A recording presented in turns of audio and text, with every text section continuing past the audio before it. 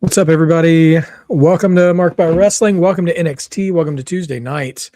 We've got some matches to watch tonight, and a beauty pageant of some sorts. Mr. NXT. We've also got two number one contender matches on the docket for the men's title and women's title. So yeah, I think we might have a low key show stealer tonight. We'll see what happens. The room is coming around. All right, we're already getting an ad for Great American Bash.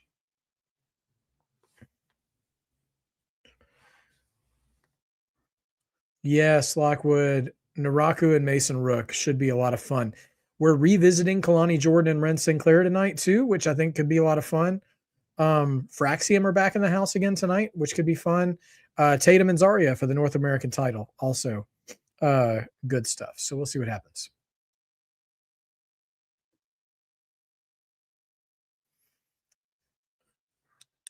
So okay, NXT is giving us a nice video package building the title feuds here, or the women's title feud, which is pretty cool. Here's Tony D.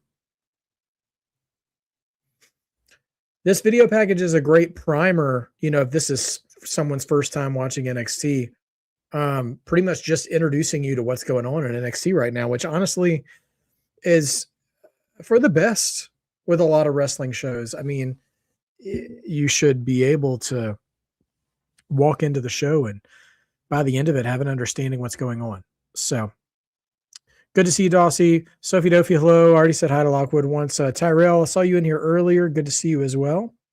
Great American Bash will be in Orlando. There's Naraku and Mason Rook. Yeah, Lockwood, Naraku is growing on me.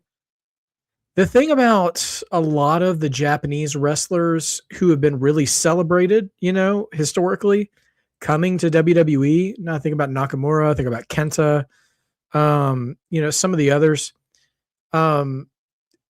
is that by the time they get to WWE, their foot has come off the brakes a little bit.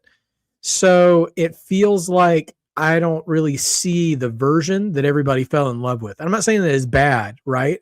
It's just maybe a step slower, a step safer. And that's okay too. But usually like when someone debuts, like people are telling me like, oh man, you've got to see this guy. And then he's not exactly meeting expectations. And maybe that's on the people selling them to me. I don't know. But Naraku is growing on me. He's not bad. I really like his story arc right now of sort of being the non-consensual guardian angel for Tony D'Angelo. Actually appreciate that. And trying to angle his way to be the next contender. Of course, he's got to go through Mason Rook tonight to get there. So we'll see what happens. So, all right. But yeah, I appreciate strong style when it's not the norm, Lockwood, if that makes sense. Like I like Gunther, right? But if everybody wrestled like Gunther, I feel like it would be a lot, you know? I really distinct styles of wrestling when they're attached to like a niche performer. Like I don't watch a ton of AAA. I do enjoy the stuff I choose to watch, but like, you know, your typical luchador stuff, I wouldn't want everybody to wrestle the luchador style, but if you just narrow that down to a few guys, it would be a lot of fun. So anyway, yes, I like Naraku.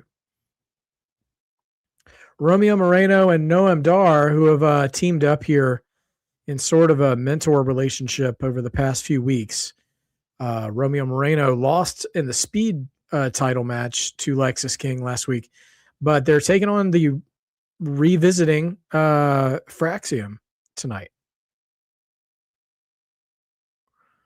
Also, Nathan Frazier had a great speed match with Romeo Moreno a couple of weeks ago. They did a spot at the end of the match with like 5 seconds left. Just great stuff. That's right. NXT UK reunion. Speaking of Gunther earlier, Fraxiom and Noam Dar, all vets from NXT UK, which, by the way, as far as a promotion goes within WWE, NXT UK had the best belts of all of them. Never had one bad looking belt in the bunch. Not since the golden era WWF.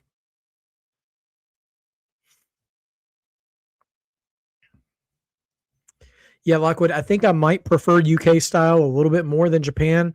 I feel like there's just slightly more technicality in the UK style in addition to the hard hitting. I don't remember, Sophie Dopey. I think we were going to get NXT Japan at one point, but it never materialized. I think the marketplace is just a little too crowded there for that to have worked. And then COVID really wrecked a lot of COVID and other things wrecked a lot of the NXT satellite locations. Yeah, Zack Sabre Jr. UK. I think about Charlie Dempsey, Regal, Finley, all those guys. Yeah, I count those as UK guys. Anyway, Axiom and Noam Dar just going bolt for bolt right now, bar for bar. Just a good tag team match right now. All right, in comes Romeo Moreno. Now he's going to get some Axiom here. Crowd chant for Romeo. Okay.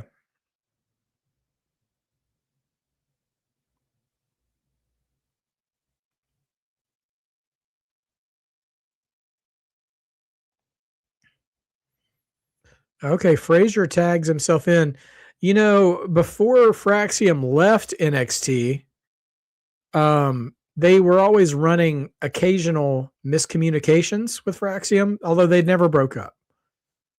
They teased it so many times, but nothing actually ever happened. And this was a fast exchange between Moreno and Frazier. This is good work right here.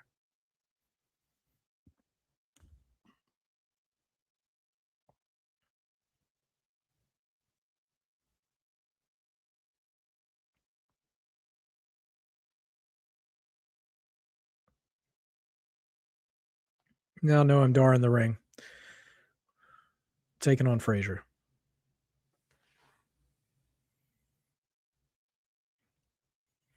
Hope everybody's having a good evening as the tag team match opened up the show and is really just steady moving. They are so fast, Lockwood. Like it's like such a a gimmick of theirs, like never slow down or whatever. But they really do work fast in the ring. I'm sure there's some old timers that probably hate that.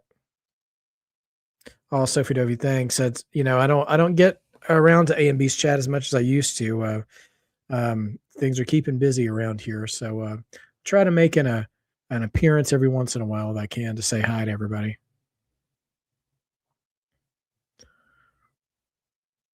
Fraxiom standing tall, about to go for a dive here. No, Noam Dar says no, and Moreno comes in with a springboard drop kick too. Yeah, Fraxiom and Bucks, that would make for some creative double teaming for sure.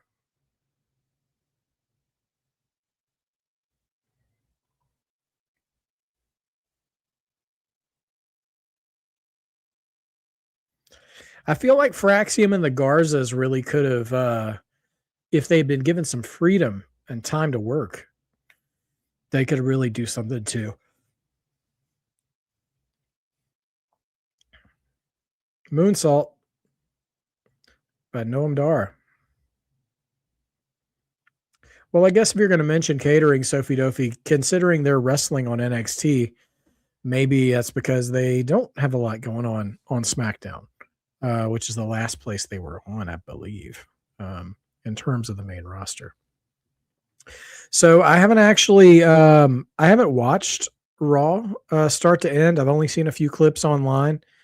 What did you guys think of Raw? I saw a few things. It looks like they're really investing in Chad Gable, getting him something to do, which seems fun, and seems like maybe LA Knight is gonna be on a collision course with the Bloodline. I'm not holding my breath though, because they've teased LA Knight before, and he ran into the brick wall of Roman. What's a dream match you have for Ilya if he went to AEW? Ooh, Ilya and AEW. I mean, I'm sure he have a good work rate match with just about anybody there. What I'd want to see though, from him, I'm thinking,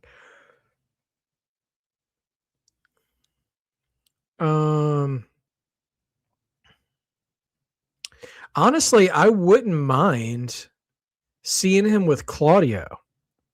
I was thinking about like Osprey or Takeshita or even MJF, but I'm really curious if they just let Ilya and Claudio just go at it. I wonder how that would go. Oh, Sophie, yeah, I know. Javon won the Fatal 4-Way, which I got to admit I didn't have on my bingo card, as they say. I was surprised to read that. So good for Javon.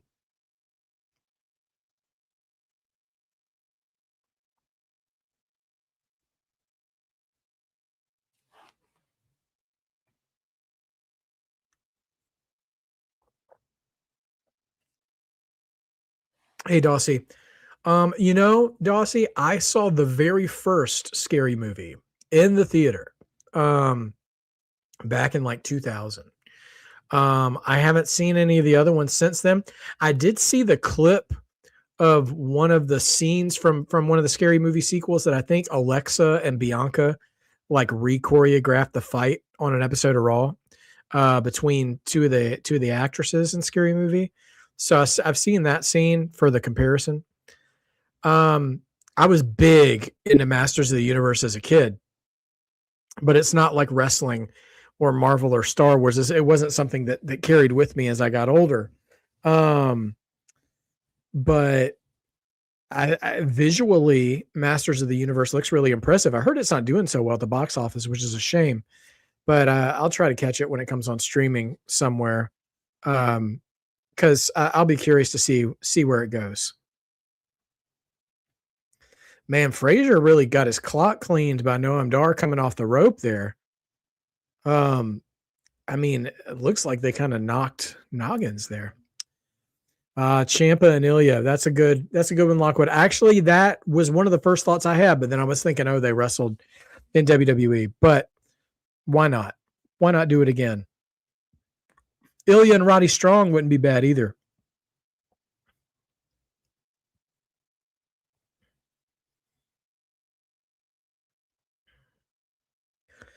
Romeo Moreno wearing that breathe right strip over his nose is like, I'm sure he's got a good reason, but aesthetically, I don't think that's the look. I just don't think that's the look.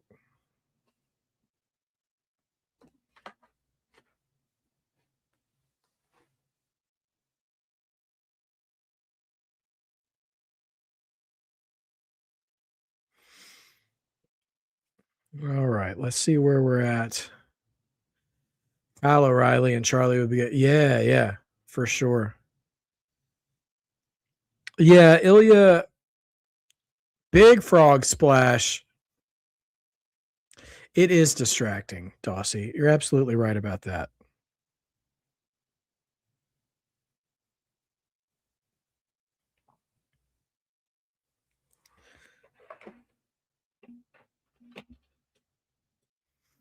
Here we go.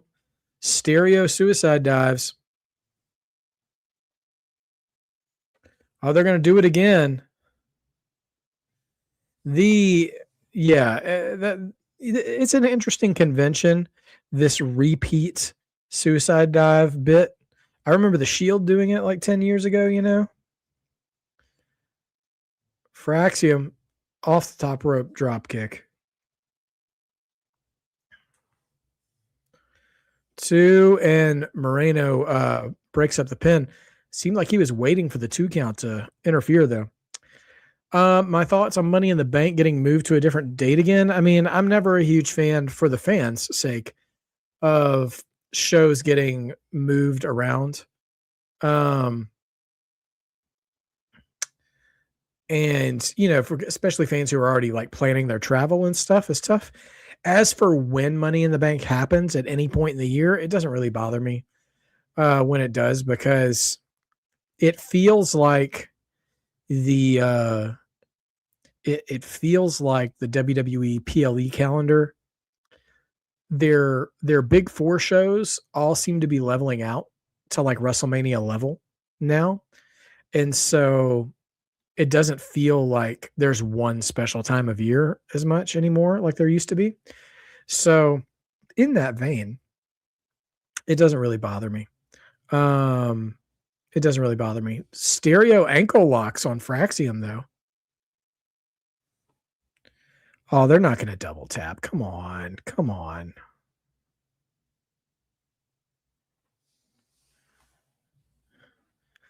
Yeah, as to why it's getting moved around, I don't know. But I like it in New Orleans. New Orleans is a great crowd. And hopefully whoever comes out of that show with the briefcases is somebody they're ready to get behind. Oh, what's up, Shimonica? Good to see you. Going for that backflip off the top. Coming up, superplex. He got it that time. Coming in, Falcon Arrow. Oh, small package. That's the same way Frazier lost that speed match, but he kicks out this time. Fraxiom miscommunicates again.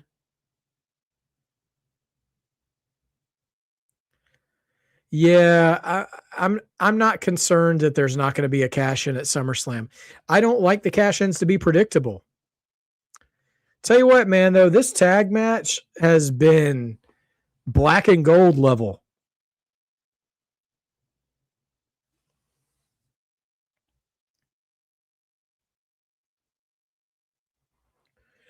Well, Money in the Bank winners always have had a year from the calendar day to when they won it. That's the old lore, at least, of the Money in the Bank briefcase. So they have a year to cash in. Man, Moreno just eats a super kick right out to the floor. Dar trying to survive.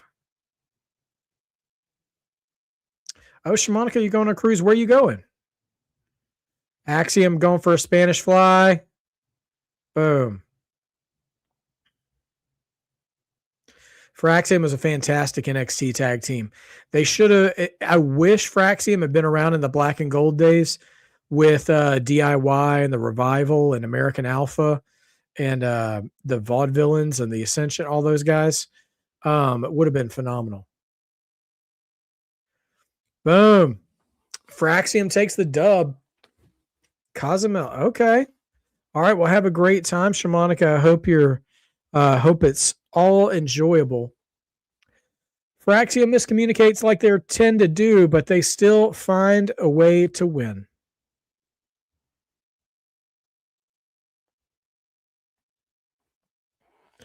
Yes. Sunday night's main event coming in September. I assume that's going to be on Peacock again. If that's the case, I probably won't be watching it unless I can, find a way to justify getting a Peacock subscription again.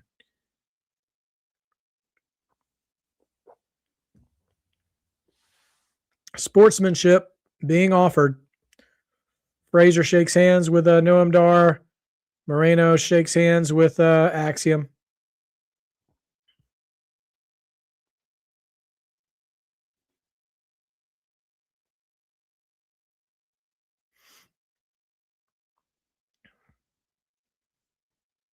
Okay. Well, Fraxiom tells Noam Dar that Romeo should be his partner going forward. Wren QCC.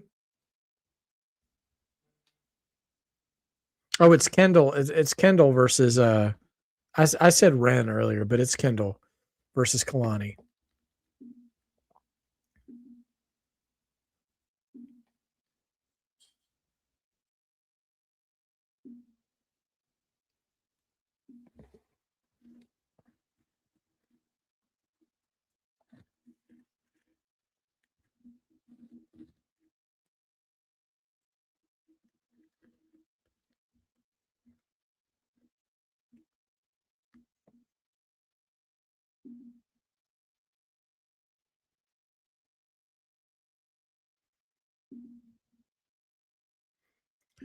Okay, Mason Rook and Naraku coming up next. Yes, last name. The tag match was the opening of the show.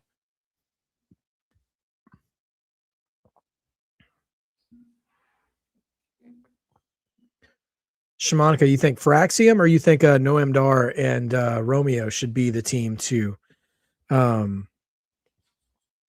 dethrone Vanity Project?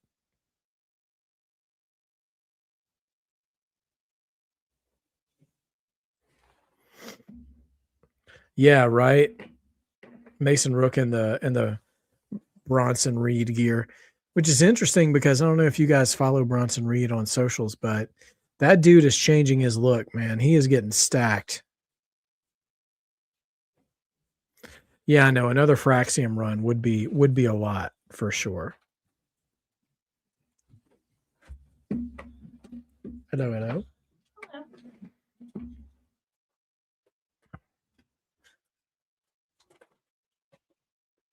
Well, Sophie Dophy, I mean, I'd stay pretty much on for NXT, and as long as there's not any like big family things going on PLE weekends, I stick to the PLE weekends as well. My brother and I trying to coordinate our schedules to get our Mount Rushmore matches back online. We already have episodes we're ready to do.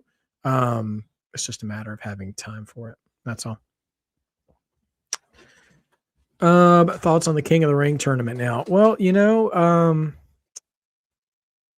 one thing that's still, even though the matches are okay, I mean, the matches are good.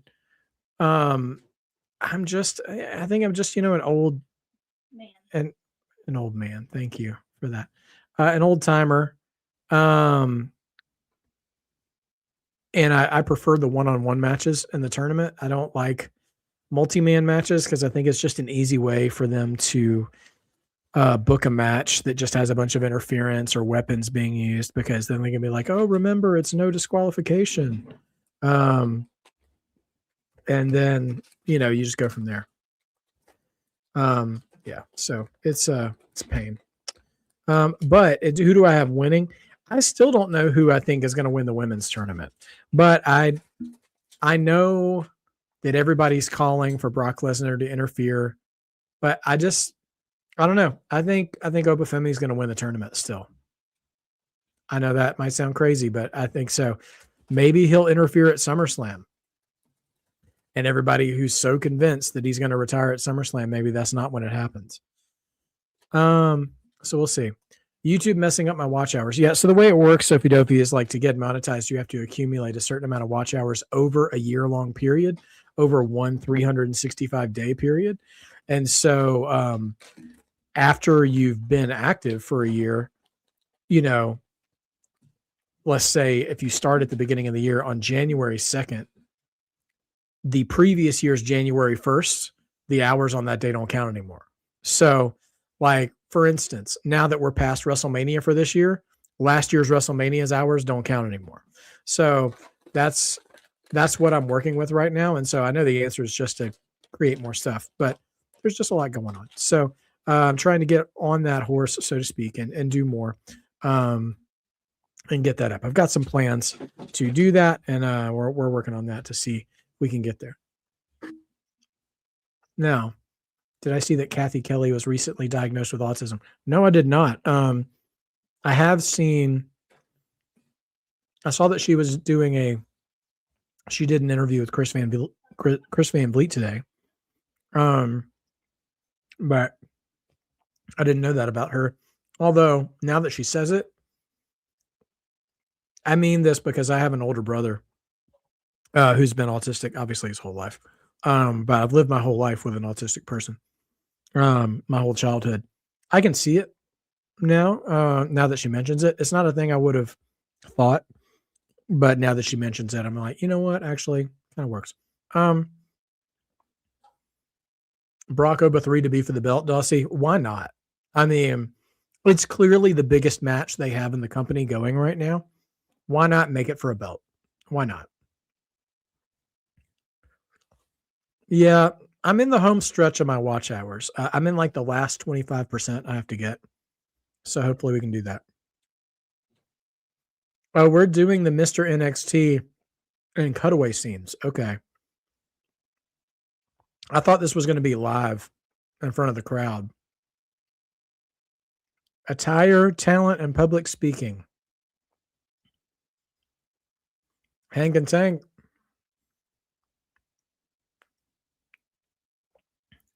Oh, yeah. Kit Wilson is one of the judges here.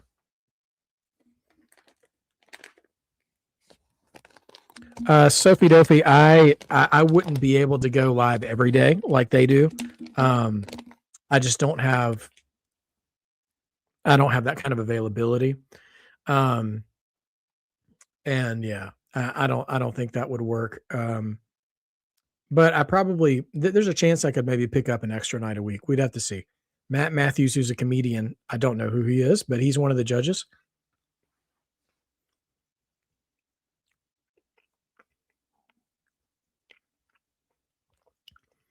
I'll tell you what's interesting about Queen of the Ring is Liv Morgan still making it.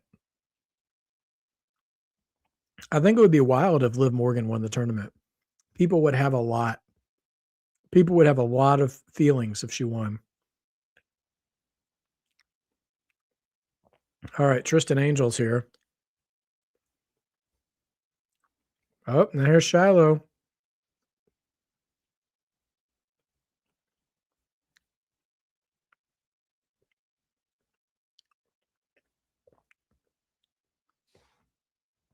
And this is goofy.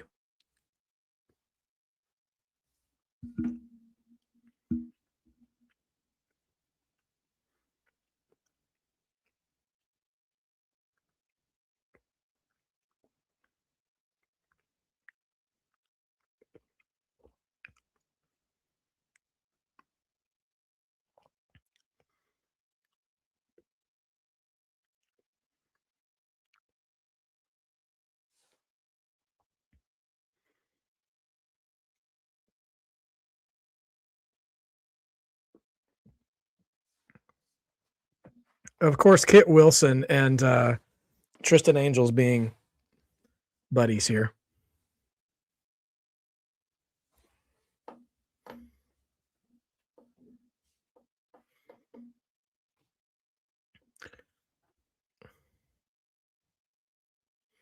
All right. Well, Tristan wins round one.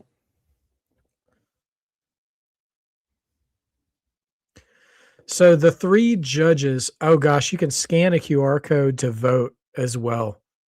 The three judges are the Evolve champion right now, Kit Wilson, and some comedian who I've never heard of, named Matt Matthews. But here comes, he's big, he's bad, he'll body slam your dad. It's Mason Rook. Yeah, Dossie, if Liv wins King of the Ring, she's got to face Rhea because you get a title shot. And if you get a title shot and you're a champion, you got to take the other champion, right? And she did say something to the effect that she wants it all. So we'll see what happens.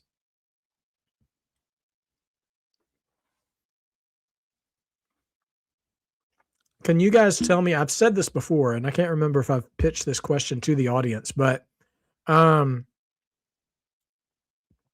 you hear a little bit of Benoit in Mason Rook's theme song?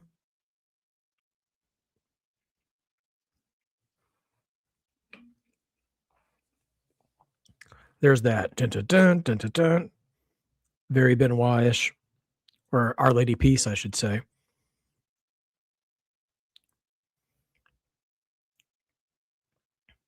Oh yeah, Sophie Dopey. What I was talking about on AMB's podcast is um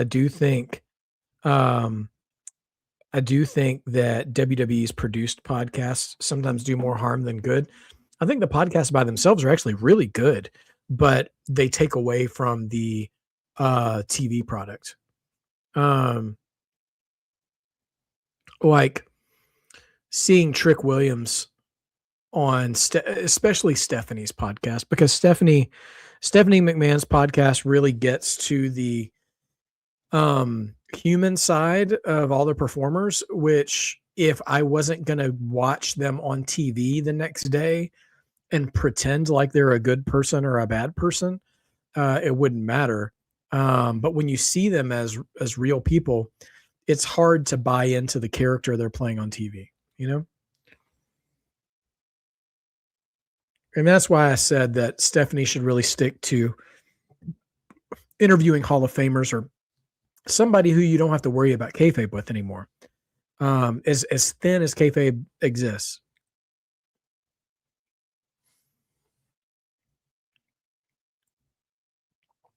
Cody and Undertaker do similar styles to Stephanie, but Undertaker really tells more stories about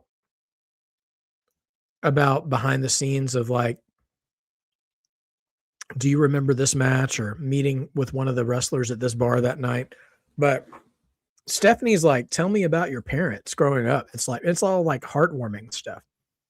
And I just think that is dangerous for trying to build any character that you're supposed to not like.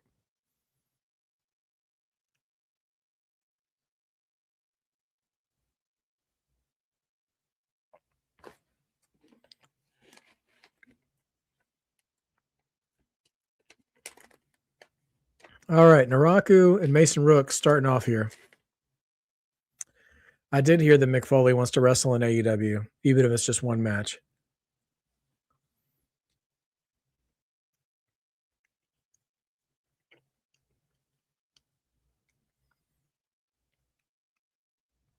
Winner gets Tony D at Great American Bash, by the way.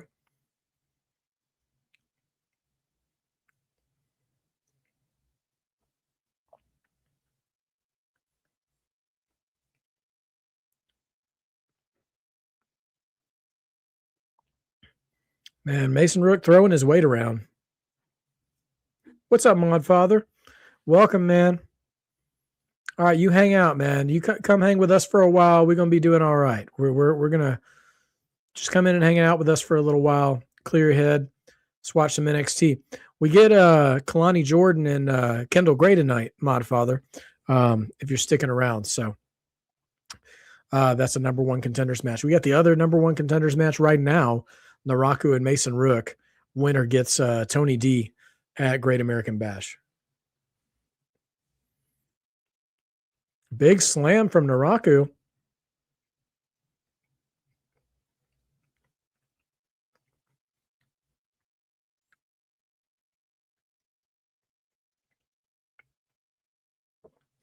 You know, Sophie Dovey is interesting. I'm less worried about NXT, AEW, and TNA competing against each other on the same day. Because really, other than streamers, most of those three audiences are more distinct than we give them credit for. I don't think I don't think that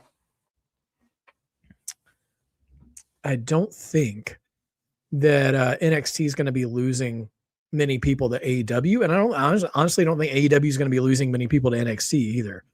I think the people who are going to watch those shows were like already going to. So I think they'll be fine. Callie and Jada. Yeah, Jada Parker is still exploring things with Natty right now. So I imagine we'll see her tonight. I don't know if we'll see Callie Armstrong featured or not.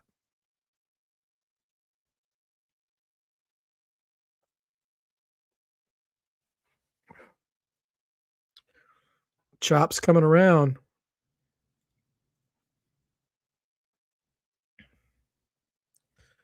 Naraku working that wrist.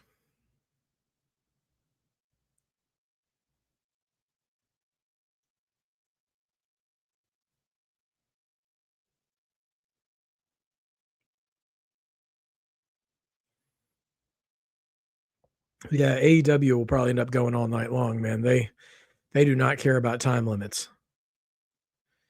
They try to make sure you get your money's worth. I'll give them credit there.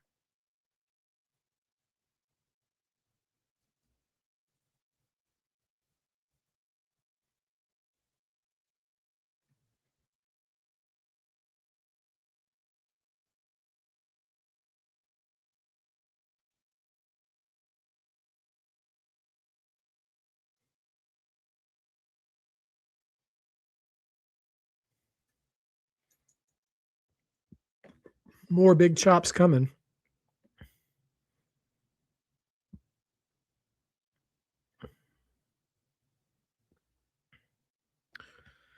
I have a hard time seeing Mason Rook on the main roster without a little bit of a physical update.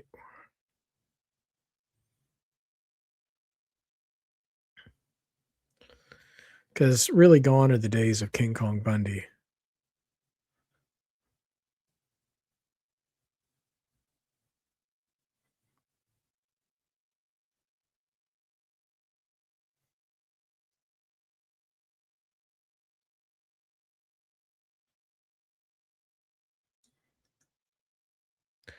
It was really nice doing the podcast with AMB again. You know, we don't get to connect as much as we used to, so it was nice to be in that space again and talk about.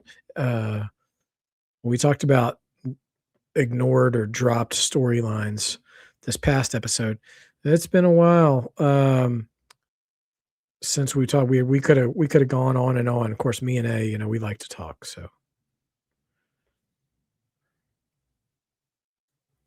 man, spinning forearm there from Mason, and he's got Naraku up on the turnbuckle. Big chop.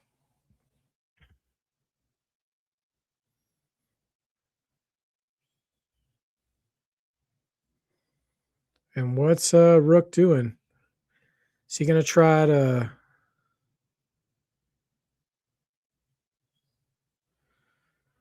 Oh, he's got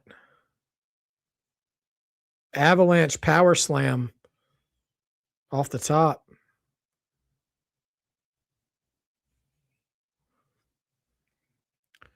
OB wanted to talk about she just wanted to talk about drop storylines. She told us that before the show, so we made it through. Or that was all she told me ahead of time. What we were going to talk about was a drops. You know, what's a storyline that WWE forgot, and how would you fantasy book its change? And I think we each got to do two of them. At least me and her did. I can't remember if A ended up doing two or not. What's up, George? Welcome back. Yeah, Shamanica. Mason, Gunther, and Ilya would be hard hitting. Oh, they're swinging now. Comes Naraku off the rope. Blue Thunder Bomb. Only two. Yeah. Who knows? Yeah, they dropped the Jacob Fatu story. George, the first match was Fraxiom versus Romeo Moreno and Noam Dar. Fraxiom won. Really good tag match, George. It was like a black and gold era tag match. I tell you what, Mason has been getting all the chants. Ooh, like a reverse Death Valley driver? Or yeah.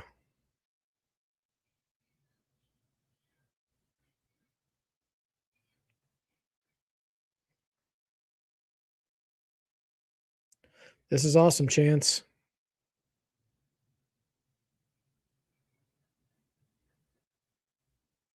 Big clothesline. Whoa, big fisherman suplex from Naraku. Only 2.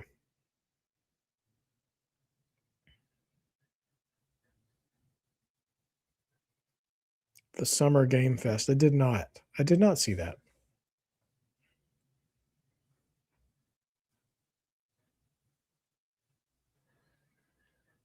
Wolf Among Us 2. Okay. Ooh, sleeper stunner. Naraku going for a sleeper.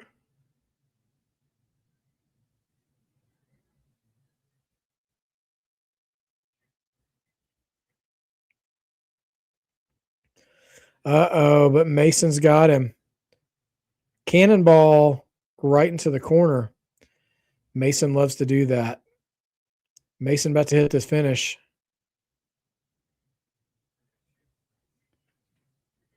Wait, who's here? Cam Hendricks. Reversal. Only 2. Oh, he hits Cam Hendricks. But now Naraku is going to take the Abyss. Naraku, number 1 contender. Cam Hendricks ruins it for Mason Rook.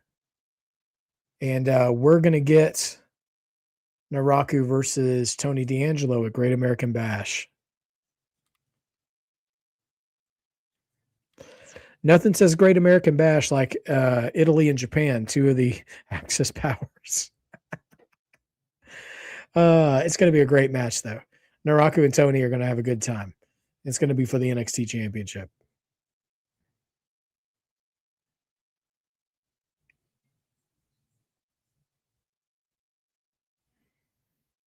All right, Sophie Dophie. Peace out.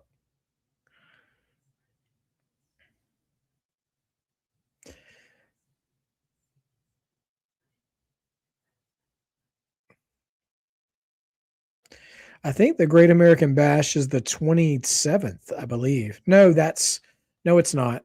27th is Night of Champions. It might be the 20th, maybe.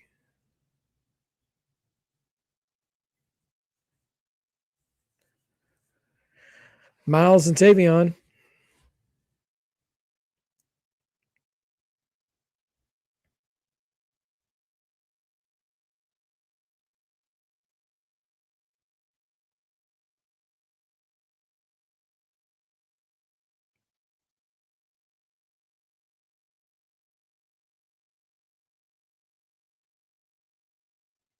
'28th. That's right. Sunday.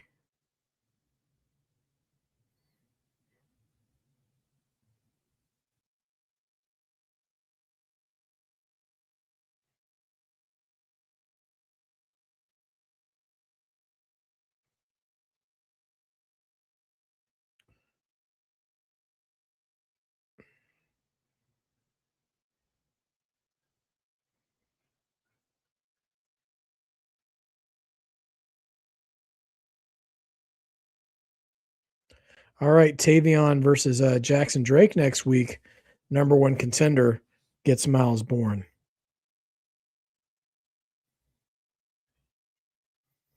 All right, Ren QCC. Kendall's hitting the ring alone.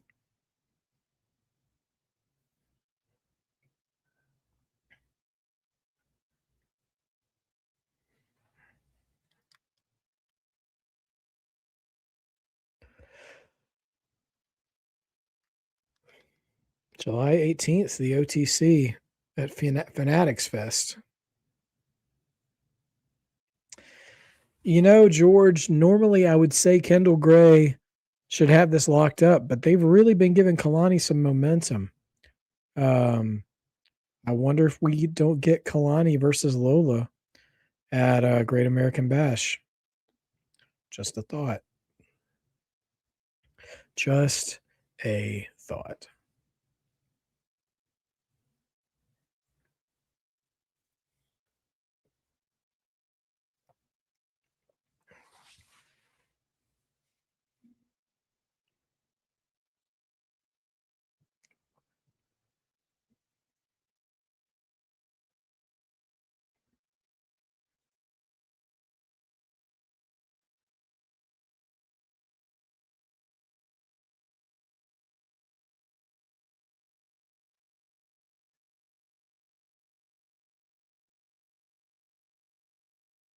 I think it's time for Kelani to be on the main roster. Okay, George. I mean, she's been doing great. I feel like she's really been in her bag since she was Knockouts champion. I just think she was getting overshadowed by JC Jane and others in that big class of superstars who got called up. But she was doing great work then herself as well. So we'll see. We'll see if she gets a run with the title or what happens. Mrs. Mello, after all. I can imagine her coming up to SmackDown if they do the thing where they keep couples together on the main roster still. So we'll see.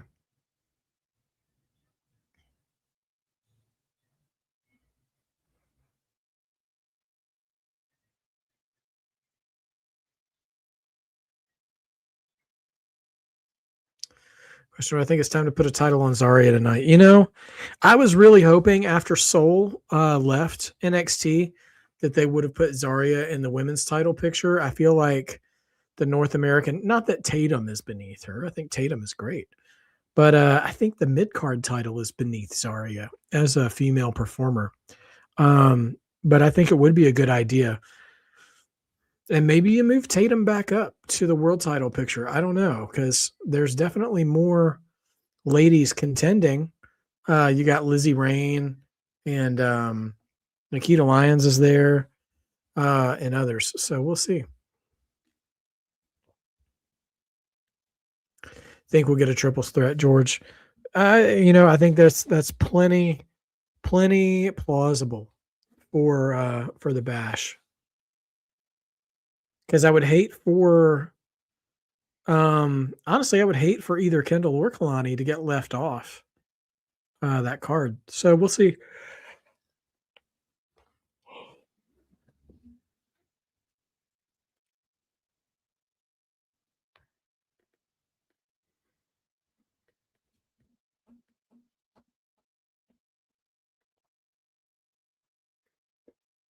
Okay.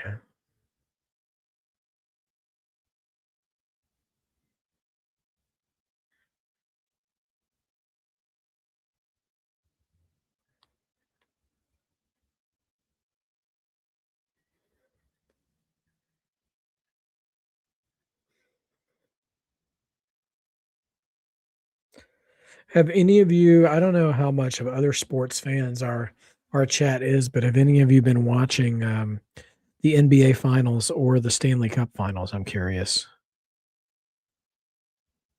I've been keeping up with the NBA finals, but I've been watching the Stanley Cup finals because I'm a big Carolina Hurricanes fan. Um, and they're up right now 3-1. But they're down in the series 2-1. So hopefully they can tie it up. Stanley Cup finals have been crazy competitive this year. All right. Progressive, the NXT spotlight. Who gets it this week? Oh, it's Tate Wilder.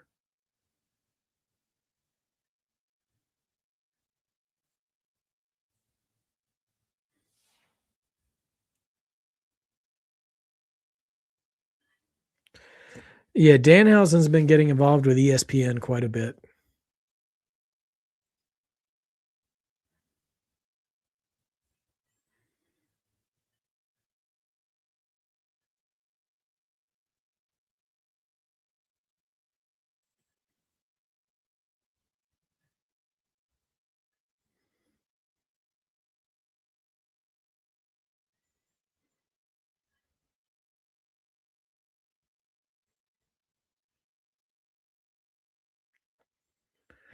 You know what? Tate Wilder just feels like a walking energy drink commercial to me. Um, it's the best way I can put it. He can do good stuff in the ring, but I think there's something superstar-ish missing from him.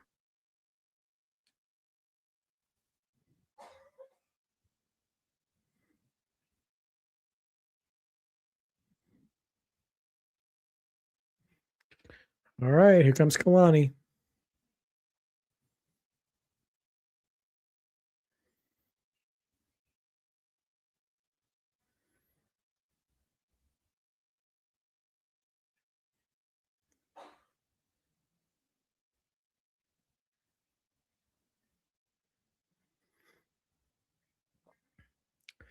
All right, and we await the arrival of Kendall Gray. Yeah, George, I wouldn't be surprised if we see Lola. Dine on death, snack on danger. There we go, RT Rick. Road Warrior RT Rick here. Mountain Dew Extreme, Dossie.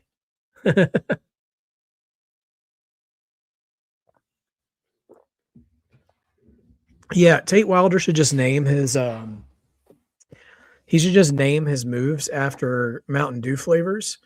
His finisher could be the Baja Blast, or the Code Red, even, since there already is a Code Red. The Live Wire.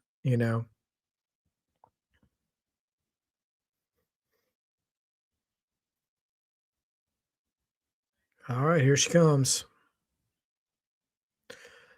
Oh, Kendall was waiting for Kelani to sneak attack, and she had scouted.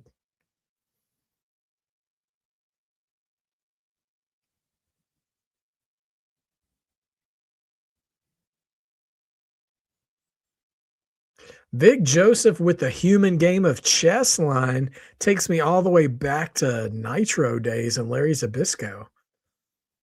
The human game of chess takes me back.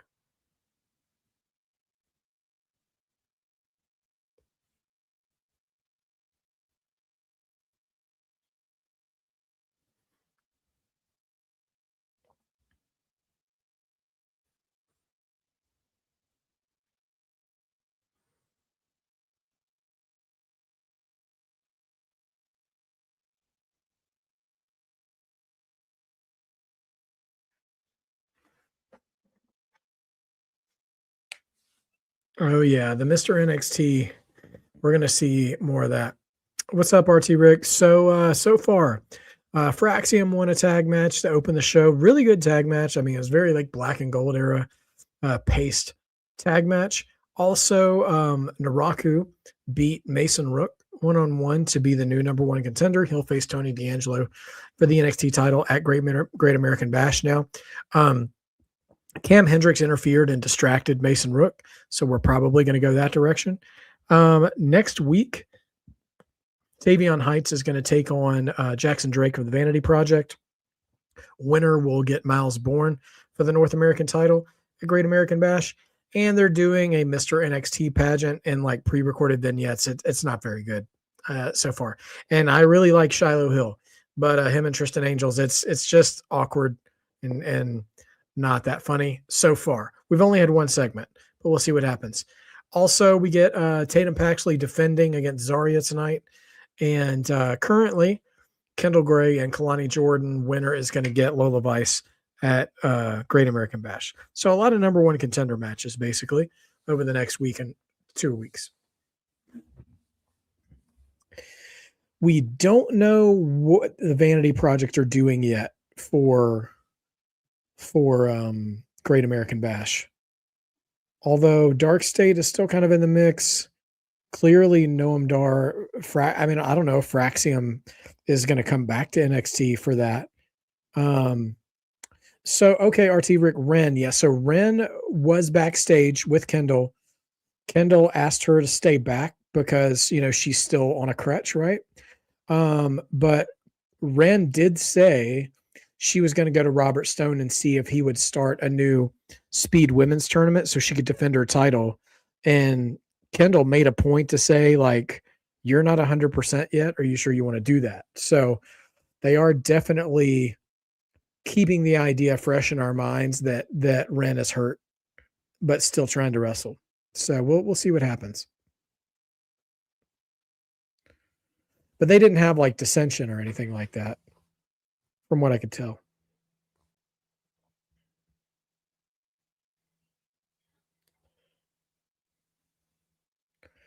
Kelani going for a dive? Nope. Slides out and it's a neck breaker. Good heel work there by Kelani. Get the crowd revved up for a dive and don't give it to him.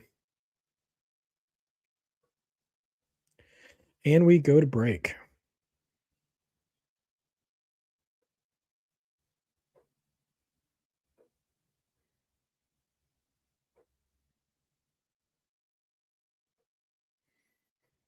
She might, yeah. I mean, she might make a mistake. Kendall can definitely capitalize if that's the case.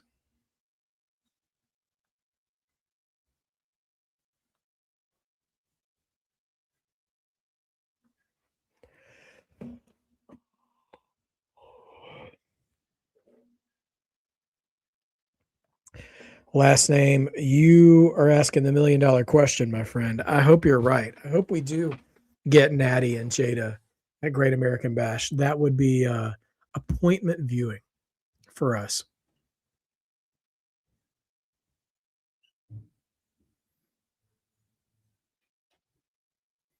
That's right. Submission specialist, indeed.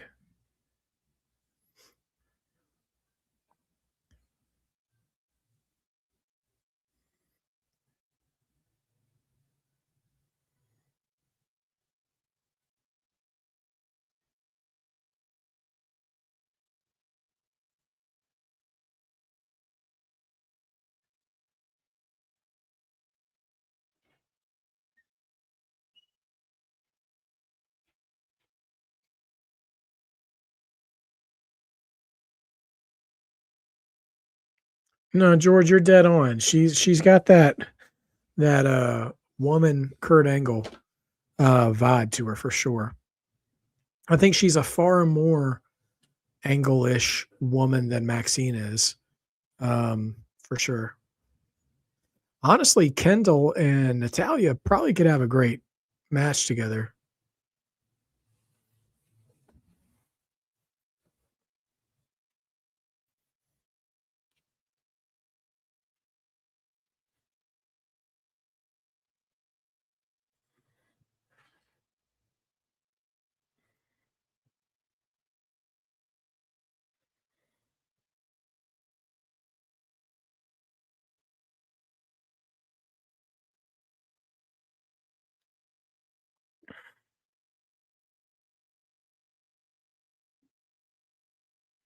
Hi, Celeste. Welcome to the chat. Good to see you this week. Hope everything is going well for you. Kelani's still in control here, but Kendall trying to make her way back.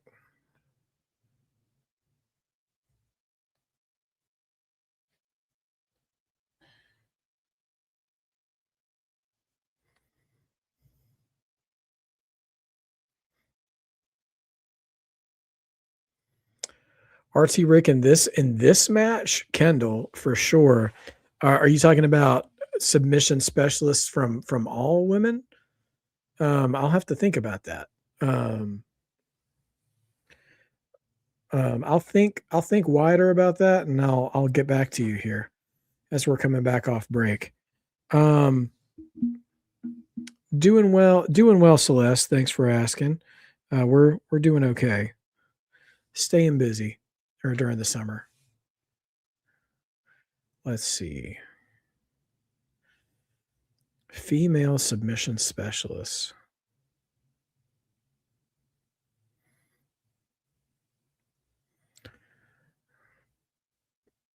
I mean, I guess it's not a it's not a long list, RT Rick, but I would think I would put it somewhere between Charlotte and Asuka is probably where I'd go. Um, I think in time, Kendall can get there. But yeah, everybody else that aren't really like I know Becky Lynch has that armbar, and of course Ronda Rousey was like a legitimate, MMA fighter. Oh, I forgot about Shayna Baszler. Yeah, I'd have put Shayna. Take Charlotte out, put Shayna in. Shayna Baszler and Asuka would be my two favorite submission female wrestlers. I just think when Charlotte does the figure eight, it's just it looks great. But I think Shayna might be the answer. She might have the edge over Asuka.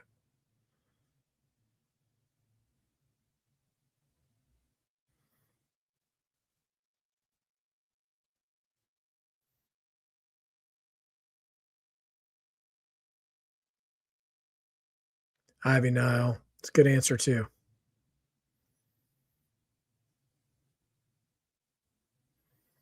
Suplex City. Kendall Gray taking you there, though. It's like Suplex Municipality. Like an Oblivion kind of move, but countered. Kelani putting feet on the ropes. She gets caught.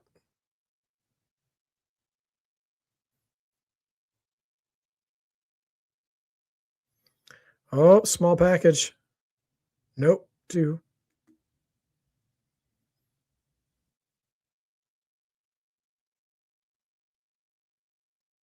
Ooh, what an interesting counter from Kelani. Crossface.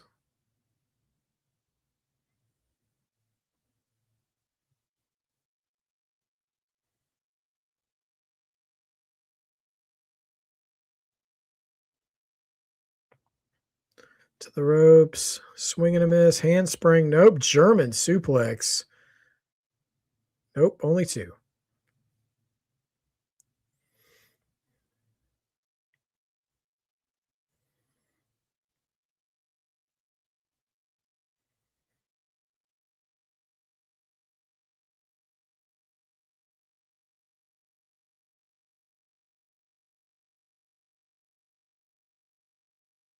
Oh, what a super kick coming off the top from Kelani to Kendall.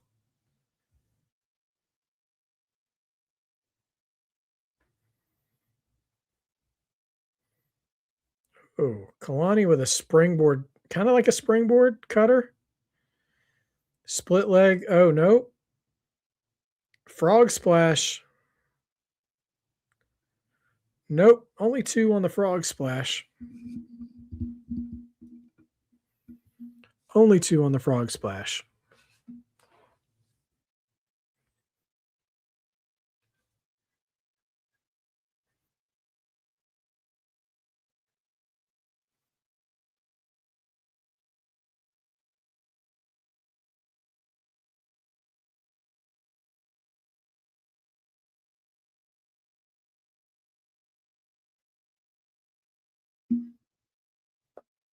Whoa. Wow. Kendall yanks that armbar from off like the second rope. But now Kelani trying to roll it up.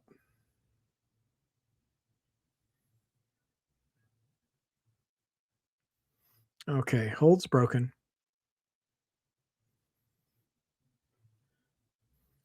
Oh, all right. Kelani with the knee breaker into the dragon screw leg whip.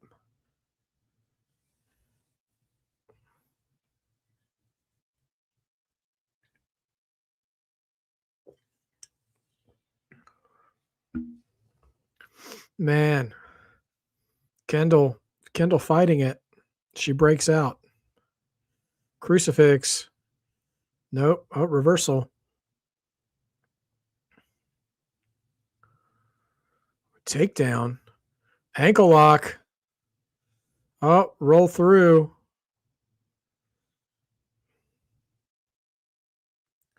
Going for the armbar, but into a pinning combination. Kalani's doing great. Shades of gray right in the middle of the ring. And that's it. Oh, man. Kendall caught her out of nowhere. And that's it. Kendall goes on clean to face Lola Vice at the Great American Bash. And what's left for Kelani Jordan, we'll see.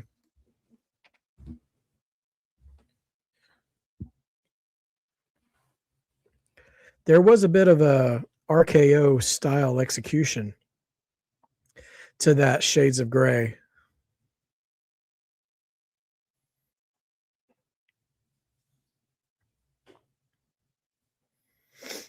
All right. Is Lola going to come out now and face her? Or are we just going to let Kendall celebrate?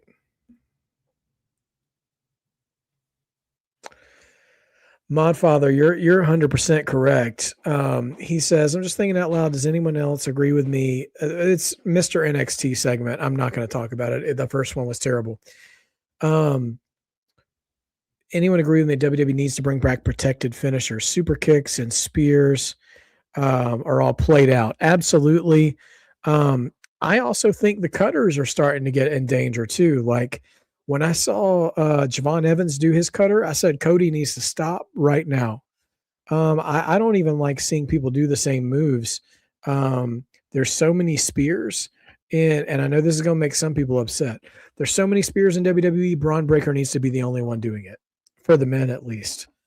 I think you can have one man and one lady do the same move, but no. But no, super kicks, man. We've fallen so far from sweet chin music.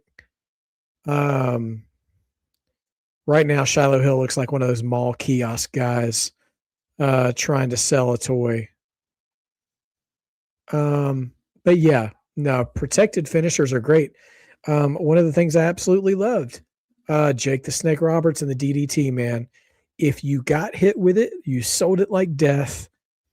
And if he wasn't going to beat you, he just didn't successfully hit it on you. Like bring back the fact that you don't hit your finisher if you're going to lose instead of kicking out, you know? Ugh, this is so stupid. Heat seeking missile. Seriously, Modfather, the way he gets air on that spear, that's definitely there's definitely something to that.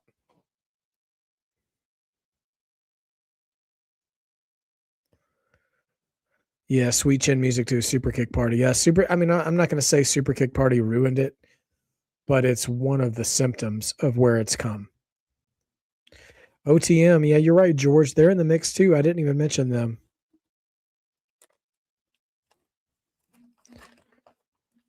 Public speaking is okay, so they're going to cut promos to see who wins. They're tied up right now. This has been one of the weakest NXT segments they've done in a long time. Yes, the running hug. Jey Uso's spear is weak. Roman's spear isn't as good as everybody says it is. Braun Breaker, that man has got a spear. Goldberg had a spear. Yes, End of Days was one of the best finishers there. The RKO sometimes is still protected, but not in the big matches anymore. Yeah. AJ Styles said he was okay with it, but if I can ignore that for a second, the Styles clash has been fully devalued too. Yeah, Edge's spear wasn't very good either. Edge and Jey Uso both had running hugs.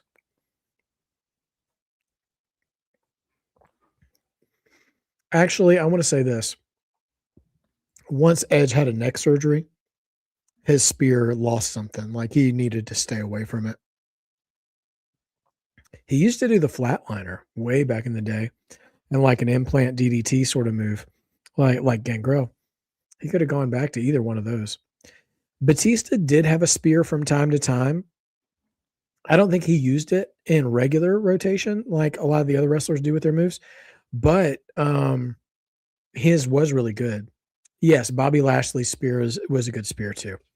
I'll give Bobby credit. When Batista hit his spear, it was good stuff too. I just never think of his spear because I don't think he used it as much. Yeah, the spine buster, man. Tell you what, man, Arn Anderson's spine buster and his DDT were both just nasty work, both of them. It's funny because actually Arn's spine buster was never really protected that much at all. But yeah, I like a good spine buster. Rhino spear for me, somewhere in the middle on the spectrum. I wouldn't call it an elite level spear, but it's a lot better than, say, the Jey Usos. Yes. Bobby knew how to make his stuff look good. Charlotte's isn't bad. Like I said, there's a couple of women who can spear well. Charlotte's one of them. There was a lot of hype around Rhino's spear, which I don't say that to denigrate Rhino. I think it's a good example of how presentation can help get a move over. And when he was still in ECW, Paul Heyman was so good at that. The worst finisher, Modfather, if we're going purely on like the move actually suspending your disbelief that it's going to win a match, I've got two of them because they're the same kind of move, but from two completely different level superstars. The Worm from Scotty 2 Hottie and the People's Elbow. When Rock was just using rock bottom and the People's Elbow briefly was just a transitional move, that worked. But as soon as he made the People's Elbow like his finish, never cared for it. Couldn't stand. I can't stand moves that are too simple, and I can't stand moves that are overcomplicated too, that logically don't look like they make sense. Tony D backstage.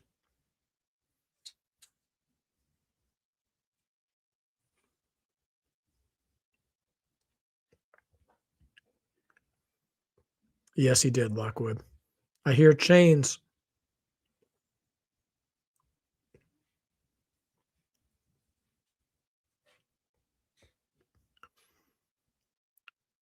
There's Naraku to confront Tony backstage.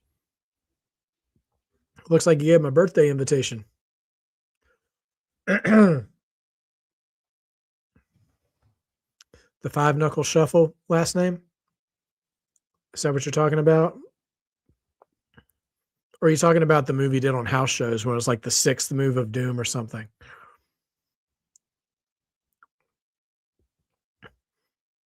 Oh, those chains were Jasper Troy. He's in the ring.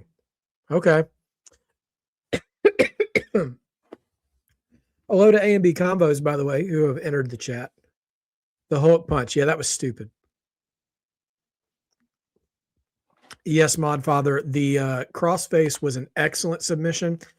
I also was a fan of the Rings of Saturn, too, and the Texas Cloverleaf. Honestly, in the Scorpion Deathlock / Sharpshooter. What's up, A&B? Glad y'all are here. Sorry. Piece of candy went down the wrong pipe there. Black Hole Slam is good. Yeah. And somebody asked if Black Mass was protected. I didn't see that get kicked out of very much. That's not a bad call.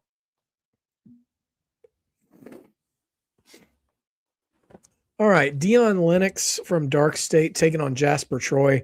Yeah, I mean we're pretty much certain that we're going to see Saquon Sugar show up. I would guess because we're going to continue that. I wouldn't be surprised if we get Dion versus Sugars at Great American Bash, maybe.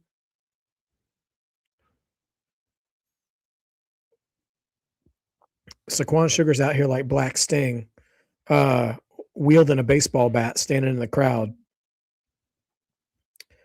Red Arrow's protected as well. Okay, all right.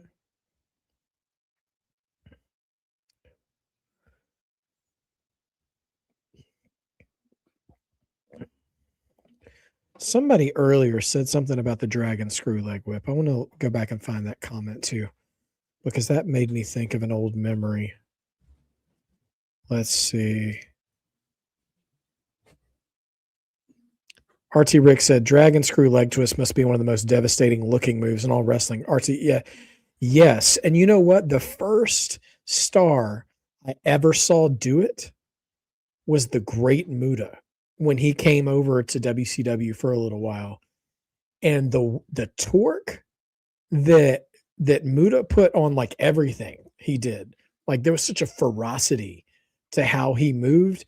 He looked like he was going to rip somebody's leg out the socket. It's just nasty work. Dragon Screw Leg Whip. Shout out to Great Muta. Doomsday Device was protected for a long time. Last name, you could make the joke that the Doomsday Device was protected because the Road Warriors were going to make sure you respected it whether you wanted to or not.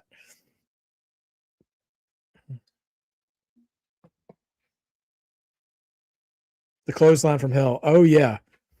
I tell you what, Mod Father, all them old Texas boys that had some kind of a lariat for a finisher, talking about JBL going old school with Stan Hansen.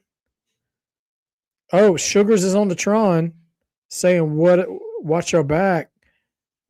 Stan Hansen, Barry Windham for a little while too. Um throwing bones with those clotheslines, man. Going back to the Steiner line, even. Yeah, you get a legit cowboy throwing hands on a clothesline. You better have your affairs in order. And only, well, Stan Hansen had a lariat as a finish too. So did JBL, but some of the others would just do it as their clothesline. It was just nasty work. The scary thing about Stan Hansen too, all the old wrestlers would say, he was legally blind when he was in the ring. So you just had to say your prayers and take your vitamins, take your aspirin before you took that move from Stan Hansen because you weren't sure when you were going to get back up. For real, RT Rick. It was real because they weren't sober enough for it to be kayfabe, or they were that invested in making it look good. Yes, indeed. And yeah, the roaring elbow there, Lockwood by Muda. I'll tell you, all of Muda's offense looked good. Yet Vader threw some bombs too. Vader was a bomb machine. He would throw those soup bones, Cole, as Taz would say about biker Undertaker. Back in the day. Jasper Troy pretty much in firm control ever since the video distraction from Sugars.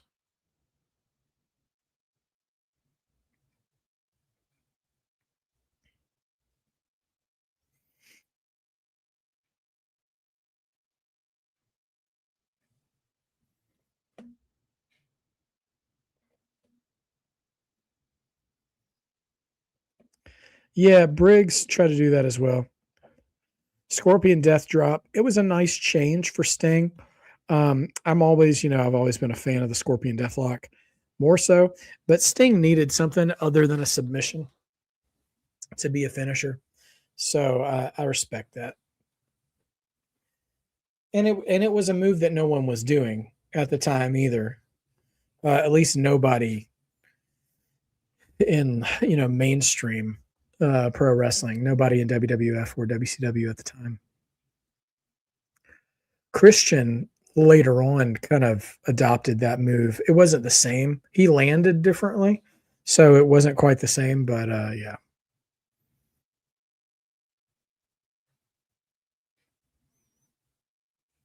Right, the Stinger Splash.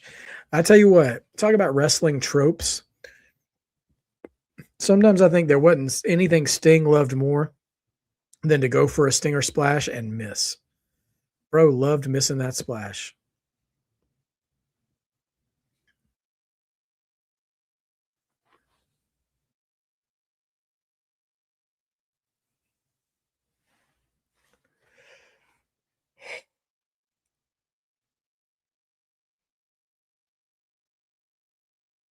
All right, how far are we back from coming back from break? All right, we're about 20 seconds away.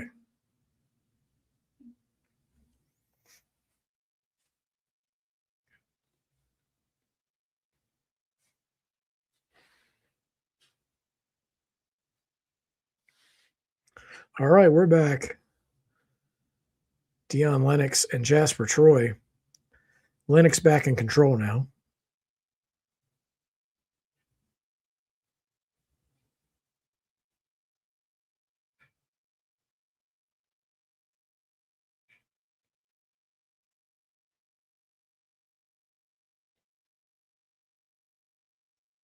Sugar Man.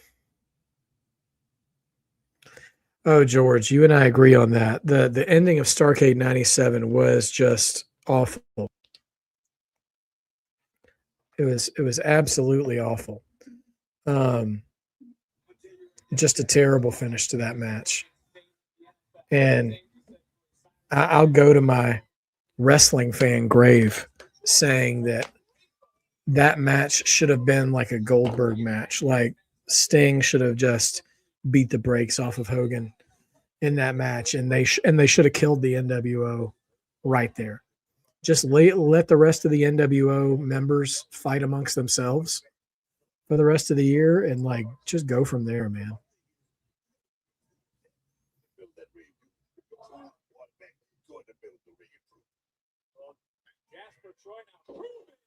Hey, Kitty Jane. The third Dark State member, Cutler James, he had been attacked weeks ago though by Sugars, and he seems to still be out. I guess so, because I haven't heard anything about anything else going on with him.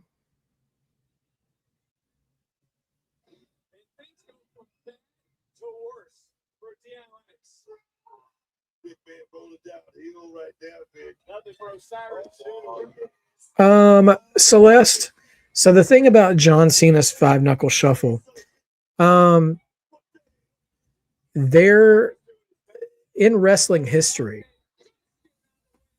There's always been a variation of coming off the ropes and dropping an elbow, a knee, a fist, whatever. Dion Lennox picks up the win, by the way, because Osiris Griffin runs interference and distracts Jasper Troy. So I didn't see a lot of people come off the rope to dance and do it the way Cena did. Oh, here's Sugars again.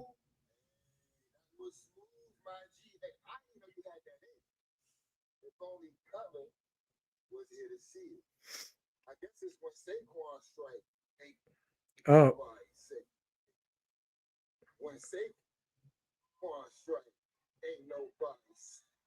Oh, they're running. Oh my gosh, they were running a buffering thing on the video, and Sugars sneaks into the arena and takes out Osiris too. So Sugars is taking them out one at a time, and it's Dion and Sugars left now.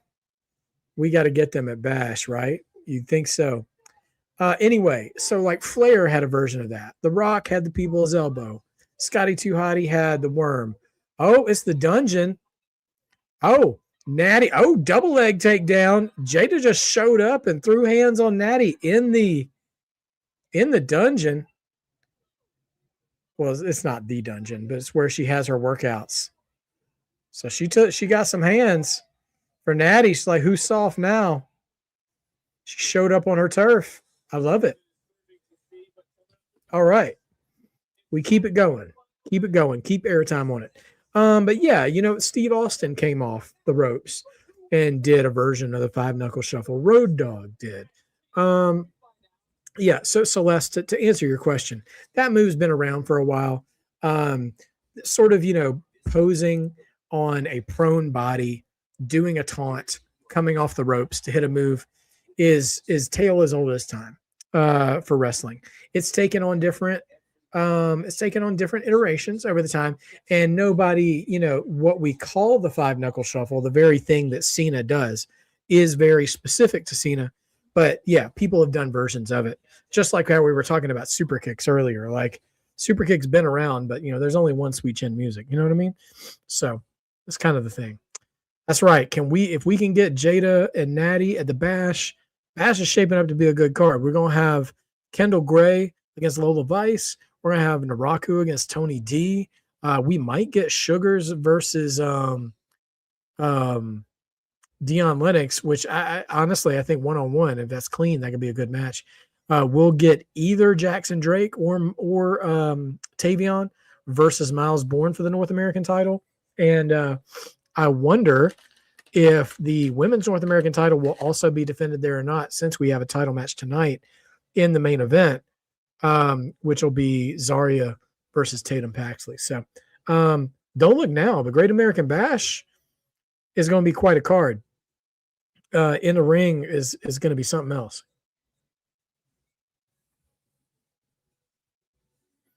So we'll see what happens here. We'll also probably end up with anytime, Celeste. That's what I'm here for. Yeah, B. It's taken me some time to get some things on the wall. I've always had it. Just, with my old setup, I didn't want to put it on the wall because it wouldn't be in the shot. So now that I'm in a new room, I wanted to get it up. That was one of the first things we did today. Or was it yesterday? I don't know, but it was one of the first things that went up once we started putting stuff on the wall in here. I was getting my Backlash poster. That was a gift from A&B way back when. Your boy just had a time trying to get it visible for the camera. But now we got it. George, what was the point of Sting joining the Wolfpack? It was the dumbest thing I ever heard. You know what the worst thing? Well, I don't know what the worst thing was about Sting joining the Wolfpack, but you know what one of the worst things was? He lost the world title, I want to say in April, because it was Spring Stampede, to Macho Man. He lost because Nash powerbombed him. And if I'm remembering correctly, he joined the Wolfpack in June. So not even 2 months later, he teams up with the people who cost him the title. After he had fought the NWO for 18 months. It just takes him 2 months. So dumb. Yeah, the red face paint wasn't good either. Not on that version of Sting. He just looked like a tomato. It looked like VeggieTales. VeggieTale Sting. Although he did get saved, so I don't know. But anyway, yeah, I'm at least glad he went back to the black and white face paint. Yeah, the NWO factioning was pretty dumb. I mean, if you had kept the Wolfpack to just like Hall and Nash, and maybe Conan or somebody, I think it would have been okay. But yeah, man, just as soon as the worst thing about the NWO is once they started splintering off into factions, then the whole show started becoming about the different iterations of the NWO, and it was just so dumb. Yeah, Luger joining on them too. VeggieTales. I'm not hating on VeggieTales. Just hating on Sting's face paint. Like they did the buffering. That's better than the person in the video reacting to the guy in the ring and then showing up as if it's recorded. Yeah, for real. The buffering thing was pretty cool. Although it did give me a little bit of a panic since I had all those buffering issues last week trying to stream. But they got me. They worked me. Yeah, Lockwood, in the year 2000, especially 99 and 2000, the WCW World Title picture was just utter brutality. You had people like Vince Russo and David Arquette winning the title, and then you had so many relinquishments or one-day title reign, just terrible Russo-ish stuff. All right, here's the final segment, I guess, of the Mr. NXT pageant, which we don't really like to stay negative here at Mark Bar Wrestling, but I'm going to go ahead and say it with no bones about it. This has been the low light of the evening, which is a shame because both of these guys are pretty talented. So while this is happening, I'm going to check the Stanley Cup final score. They should be in the second period now. They're still at the end of the first period, I guess. Oh no, they're still 3-1 right now. 3-1 Canes. We're cheering for the Canes in this house. But nevertheless, WCW had a lot of downfalls for sure. But yeah, too much emphasis on the NWO, poor long-term storytelling. All that really had were different nails in the coffin for sure. Finger poke of doom was a terrible thing.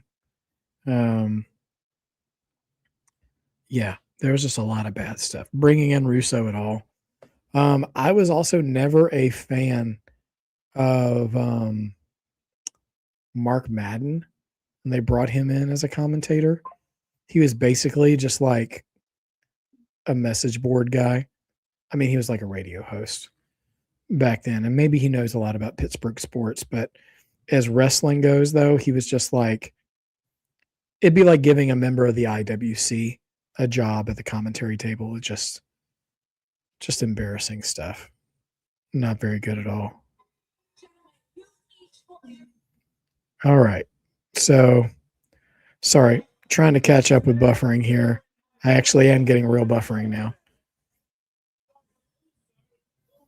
Tristan's got a little more makeup than usual on, like enough to start getting heel heat.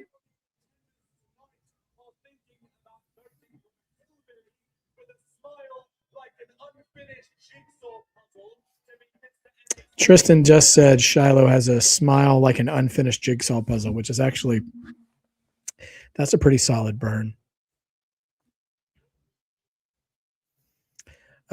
Shiloh, of course, is not all that pleased with it.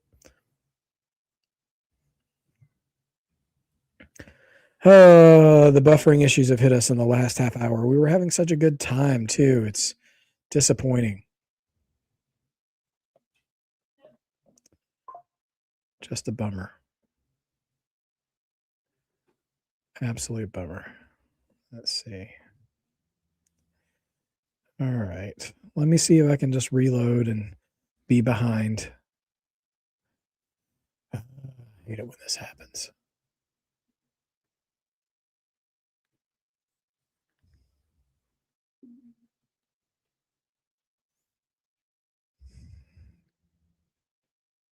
Goodness gracious. Well, sorry, guys. I'm just waiting for things to reload.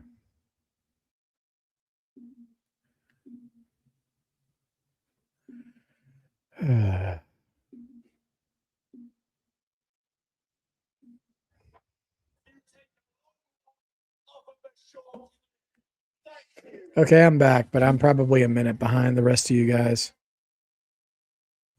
I may try to catch up if we do, if we get another commercial break.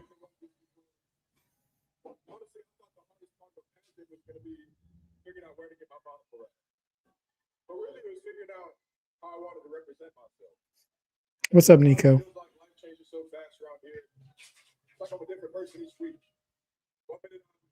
Hacking computers, then I'm walking on ladder stilts, then I'm picking up our cars and jumping on units. Like, it's hard to find time between all that to figure out who I am. So yeah, I'm having trouble finding myself, but really, that's what NXT is all about. Honestly, that's what makes it all so beautiful to me. NXT, wrestling, really life as a whole. You know, things change so fast, you can't have it all figured out, but that's okay. Just as long as you're willing to roll with the punches, adapt, and hit back harder, you're going to be all right. And I feel like during my time here in NXT, I've embodied that pretty dang well, which is why I, Shiloh Hill, should be Mr. NXT. Hey, Nico. Not a bad day. Hope your day was well, too. All right, judges, final judging.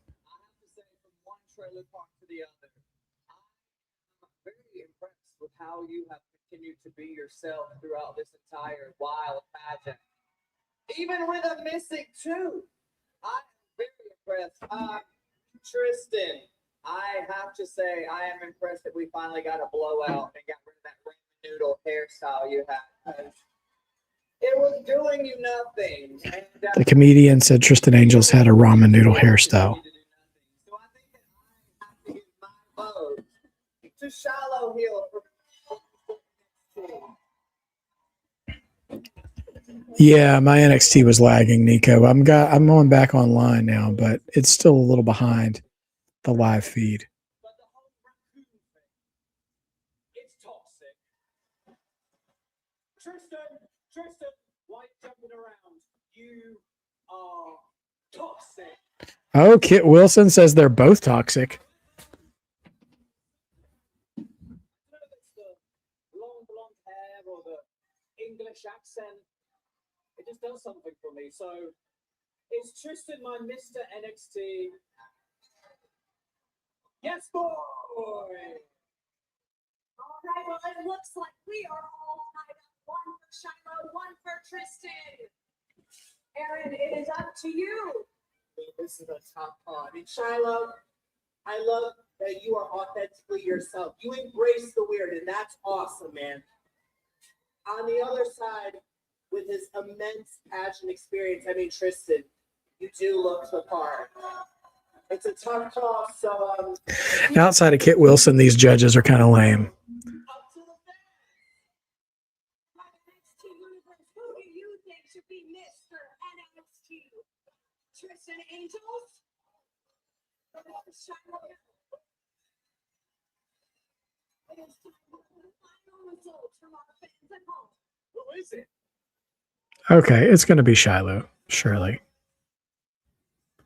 Yep, there you go. All right, Shiloh Hill, Mr. NXT.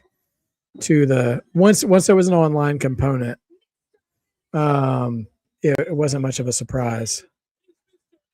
All right, going to put his sash on, and of course he gets attacked after the announcement by Tristan Angels.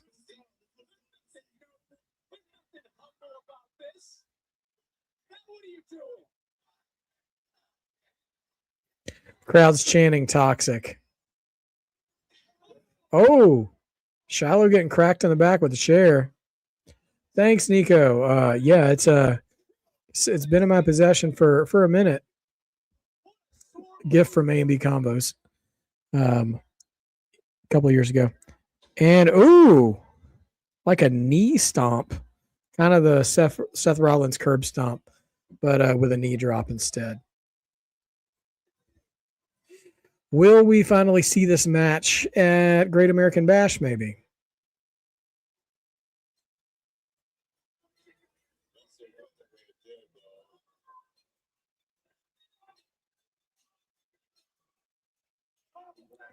Naraku and Stone. Thank you, son. I have protected Tony. And now we go to war. But there's no doubt about it that I think you two are going to go to war. But look, I got to ask. What was in the box that you gave to me? An invitation. But hold on, Naraku, an invitation for what? We sit down to talk before battle. Okay. What you know about that? You don't know nothing about that. All right, look, guys, not here. Okay, please. Congrats again, Naraku. What's the deal? Stone, how you gonna let people like that walk in and cut me in line for a shot at the NXT title? Mason, Cam, Naraku, I'm starting to lose my patience. Well, you need to have patience, and your time is still coming. Okay. On the sideline, boy, you make up your damn mind. I need action. So line anyone up, and I'm gonna knock their ass. Give me till next week, and I will figure out who your next opponent is. Keanu Carver definitely putting Stone on notice. And if you don't, I'm gonna decide who I got next. Okay. Tatum and Zaria coming up next after the break. And that'll be our main event tonight, everybody. Oh, goodness gracious. So there we go. Yeah, it's been a pretty solid match, solid show tonight. All the in-ring action has been pretty steady. We had a great tag match. Yeah, kind of a downside with the Mr. NXT stuff. I thought it was kind of dumb. But Kelani and Wren was good. Naraku and Mason was good. And, you know, our Dark State match wasn't bad either. Probably not the best of the show, but that's okay. And then, yeah, Tatum and Zaria to close the night. So should be a lot of fun. Oh yeah, you know, Sean and The Undertaker are both doing great with their respective brands that they're booking right now, which is no shade to Triple H. Triple H is the only one booking like multiple shows a week and building to the PLEs, where Sean, you know, only has to worry about 2 hours a week with a roster that is mostly living right around the corner from where they shoot from. So you really don't have to worry about travel. You don't have to worry about that kind of stuff with most of your talent. So the good thing is that, you know, there's not as much pressure. There's not as much added pressure on what Sean's doing. So he's able to thrive. He and his team were able to thrive more creatively. And Undertaker similarly as well in Mexico. There's less that they have to be concerned with. And so, yeah, there's just a lot more moving pieces on the main roster. So some of that stuff is in their control that they could absolutely be doing a better job with, and some is outside of their control. So it's just tough stuff. Do I see Jada Parker beating Natty? I mean, honestly, George, I think she should, because for NXT, I don't see Natty getting involved with someone from NXT unless she's trying to elevate them. I'm not saying that she necessarily beats her cleanly, like maybe she cheats or something else, right? But yeah, I don't. If Natty beats Jada, like what does Jada do then? At that point, I feel like you kind of have to take her off TV before you ever call her up, so people forget about her and you can just re-debut her. Not saying that you throw her whole gimmick in the trash, but just give time for people to forget about her losing. That's just my opinion. So I mean, I think Jada should beat Natty, kind of the way that kind of the way that Roman beat Jacob the first time, where like maybe she was so desperate, maybe she's like so desperate, she pulls a move out to beat her, or a little underhandedness out of desperation, not because she's out here thinking about cheating, but like, I got nothing left, I've got to survive, and she takes a win that way, and then she can act however she wants to act, she as she wins, or Natty could just put her over clean, because like that is the whole point, right? To prove that she's not scared, to prove that she's not soft. So can Jada demonstrate that in the ring with her? So we'll see what happens. We'll indeed see what happens.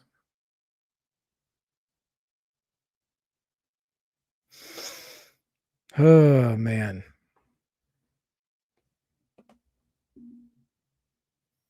I'm big time agitated with the buffering problems with streaming. 3/4 of this show was running just fine.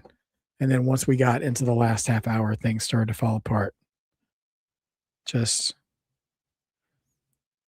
absolute annoyance.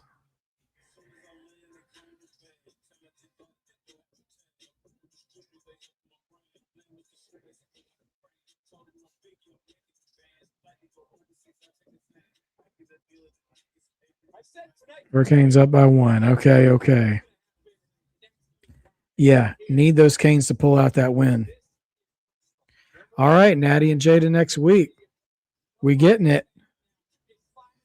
I hope whatever we get leads to a rematch at the Bash.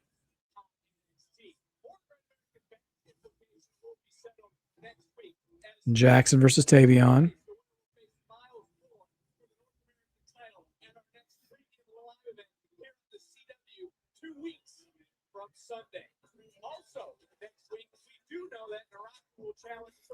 Face to face, Tony D and Naraku. Do you realize every time a Birthright member wins a title, the other person loses? Yeah, you're right. It's like they have a balance of having one title every time. Okay, so Ariana taking on Layla Diggs, Izzy Dame, and Thea Hale. Oh, a Thea Hale sighting. Honestly, I feel like this is tailor-made for Layla Diggs to face Wren Sinclair. That could be a lot of fun.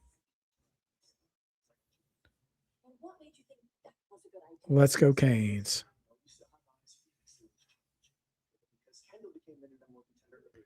Top 5 Bash pay-per-views, Nico? Oh, man. Well, most of them are going to be old ones. I mean, 89 was an all-timer. 90 was a great one. That's Sting beating Flair for the title. The War Games in 89 was brutal. 86 or 87, one of the original War Games as well were great. So that's 3. From there, From there, if I'm being honest, they kind of run together on me. It pretty much after 92, they kind of run together on me. Because you had Sting and Vader in 92 as well. So I would say I'm not giving them in top 5 order, but I'll say 89, 90, 92, no 89, 86, 87, because of War Games matches in 86 and 87, 90, and then 92. That's what I'd go with. 89, just a fantastic card top to bottom. 86 and 87 had, Dusty and the Road Warriors taking on the Horsemen in War Games. Just nothing matches the heat for that. 90 is Sting versus Flair for the world title. 92 is Sting versus Vader, I believe, for the world title. And so great stuff for sure. 97 and 98 were good years too. I mean, in those peak Nitro years. 96 was that when the 96 Great American Bash was the show right before the NWO formed. So Hogan had not come back yet. And that's actually where Nash put Eric Bischoff through a table. Here comes the North American champion, Tatum Paxley. But 97, 98, peak WCW, NWO kind of years. Actually, while Tatum makes her entrance, maybe I can look up the card for that year and see how I remember that.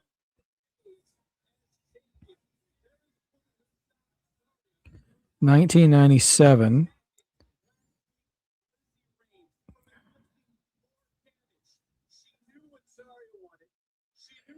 Let's see. So Bash 97. Ultimo Dragon and Psychosis, Harlem Heat and the Steiner Brothers, Conan and Hugh Morris, Glacier and Wrath, Akira Hokuto and Medusa, Chris Benoit and Ming in a death match. Yikes. Outsiders against Flair and Piper, Kevin Green and Steve McMichael. I will say this. 97 was headlined by Randy Savage and DDP in a Falls Count Anywhere match.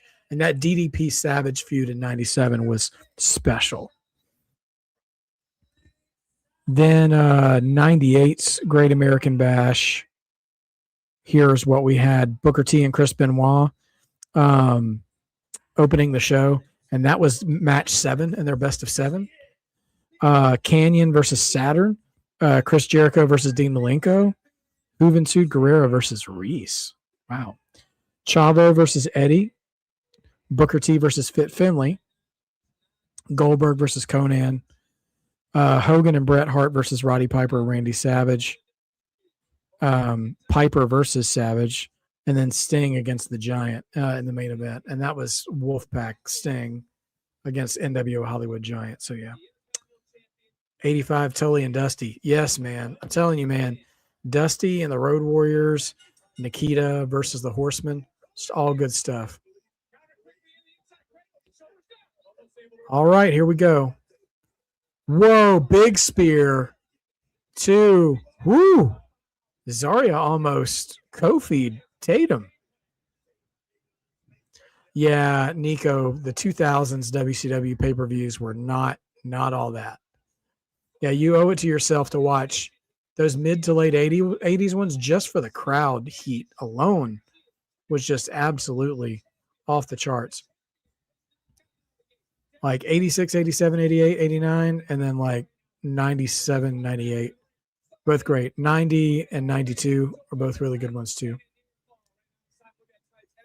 Actually, I don't think 93 is probably as bad either, but I can't remember it.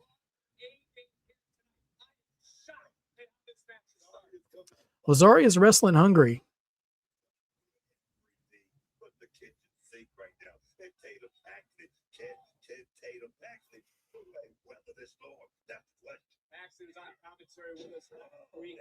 Man, Zaria's just doing these launching vertical suplexes.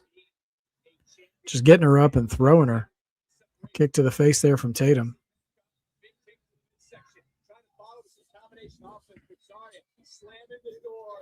Big German suplex there by Zaria.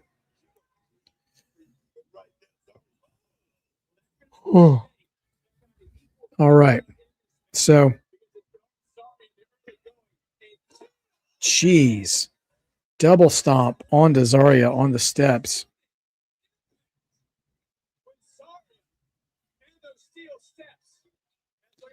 And moonsault.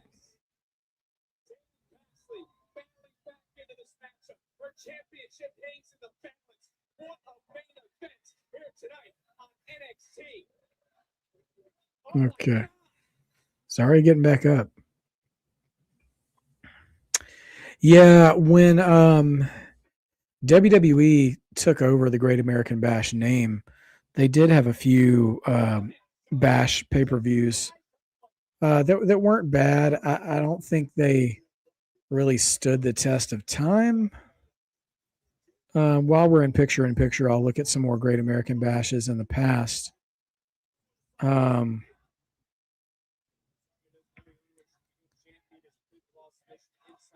Yeah, like 99 and 2000, just not all that great. 2004 is when WWE came back. Let's see. It was a SmackDown pay-per-view.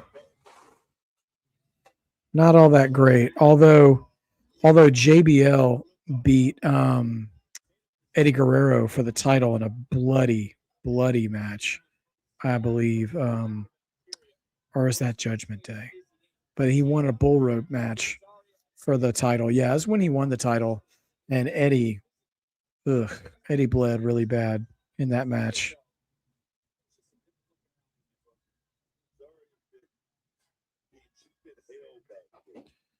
All right, let's see what other Great American Bashes throughout time have been under the WWE banner. We're looking at 05. Let's see.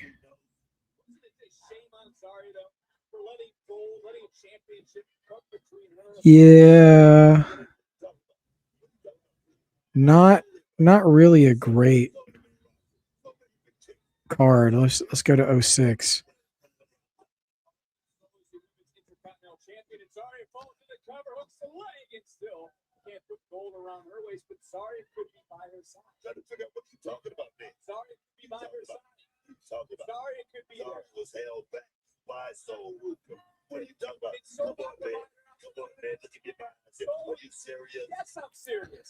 Let's see what 07 gave us. MVP and Matt Hardy. Hornswoggle winning the Cruiserweight title. Carlito and Sandman, Candice Michelle Molina, Umaga, and Jeff Hardy. John Morrison beating CM Punk for the ECW title. Randy Orton against Dusty Rhodes. Khali beating Batista and Kane, and John Cena versus Bobby Lashley. Yeah, that's kind of a weak card there too. Let's see what 08. But at this point, it's just called, still called the Great American Bash.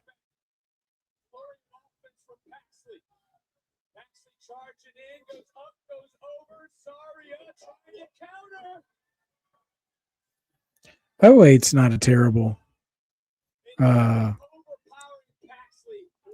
Not been a terrible year, but yeah, Zaria has been in control, Kitty. That's for sure.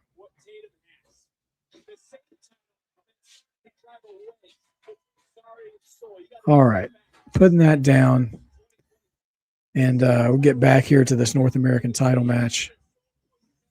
Yeah, so when they came to the main roster, they were SmackDown branded, and then around 08, it became all three brands, Raw, SmackDown, and ECW. And then they dropped the American out of it and just became the Bash.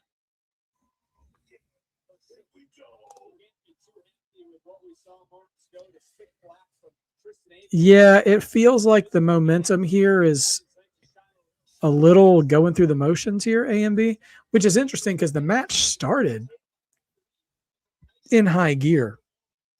And speaking of high gear, if you guys want to see a really high gear match, go back and watch the opening match tonight. Fraxiom versus Noam Dar and Romeo Moreno. Those guys were going full speed, and not just Fraxiom doing Fraxiom things. Like Noam Dar and Romeo were matching them bar for bar, band for band. So yeah, just one of those things. This match is A and B says, I guess the rest of the sentence is buffering, much like the speed of this match.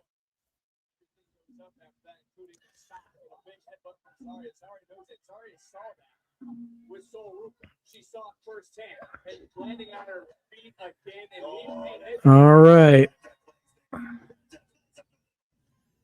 Oh man. When did Tatum Paxley get the Bruce Banner contact lenses? Almost like a reverse inverted cemetery drive there.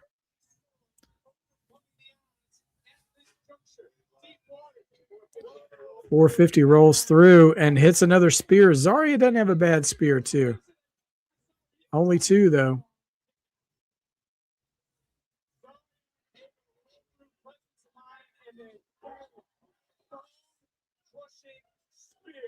Tatum's had tattoos for a while. What's up, CT Hill? That's right, man. Go Dogs. All day, every day. Oh, man.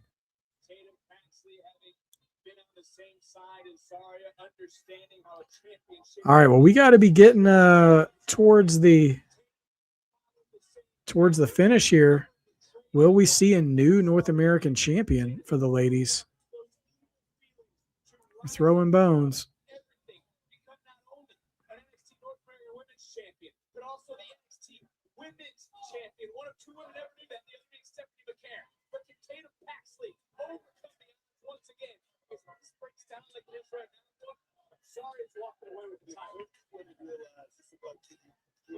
It sounds like Tatum's throwing harder than Zaria right now. Ooh, right into the knee. Oh. Man. Jeez. Nasty kick to the face.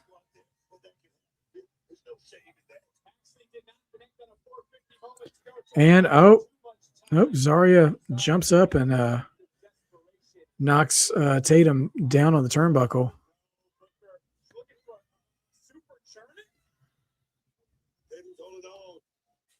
Zaria up top, throwing bombs. Y'all got me nervous here. I want to remind the chat that I'm about a minute behind the rest of you because of buffering problems. I'm sorry. Is Tatum about to try to go coast to coast?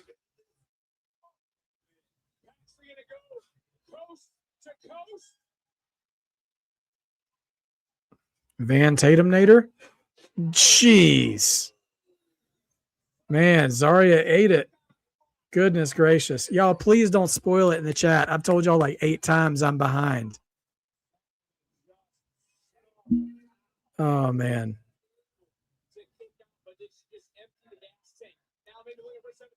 Cemetery drive. And we get an F5. Nope. Kick.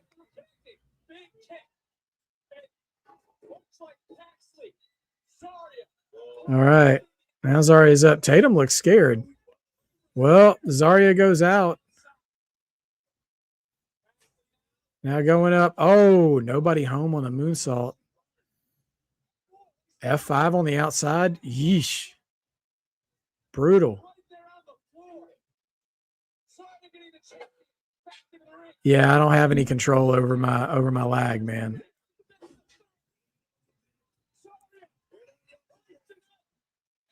Another F5 in the ring. And that's 3.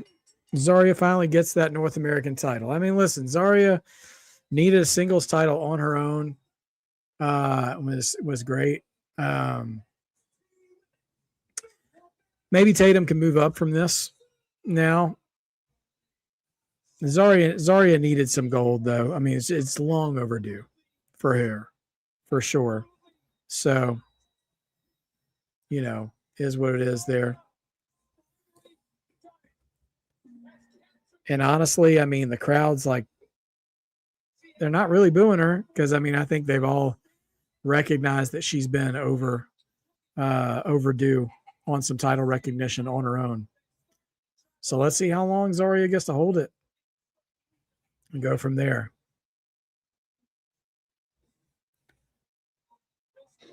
Yeah. Well, a good back and forth match. It felt like there was a little bit of a lull there in one point, but maybe, you know, I'd kind of like to see Tatum mix it up with the world title contenders, if I'm being honest. Tatum and Kelani, Tatum and Lola, Tatum and Kendall. And let's get some other ladies in there with Zaria that Zaria could run through for a little while before, you know, maybe putting her in there with Callie or with Jada or somebody. So there we go. New North American champion.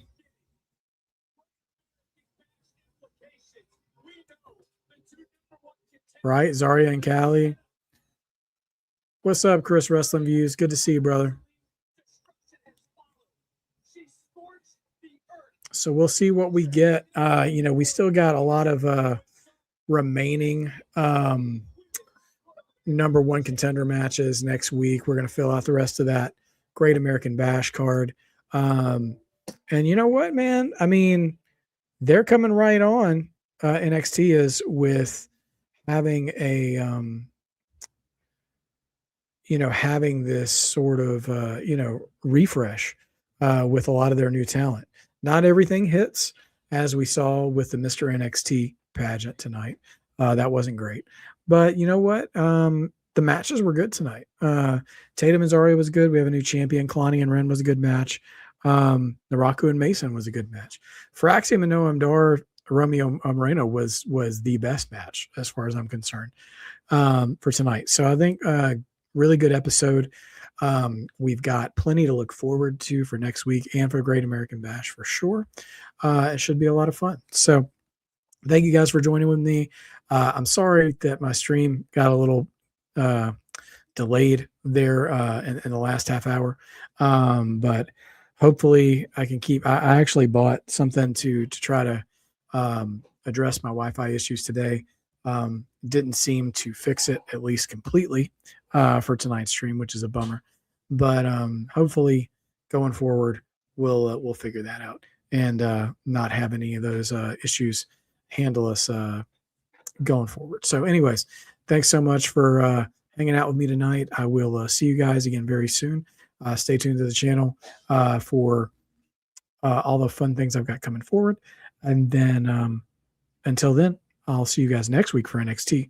And don't forget to be a mark. And, you know, being a mark means you believe, and believing makes wrestling better. You guys have a good night. I will talk to you again very, very soon. Have a great night. Take care of yourselves.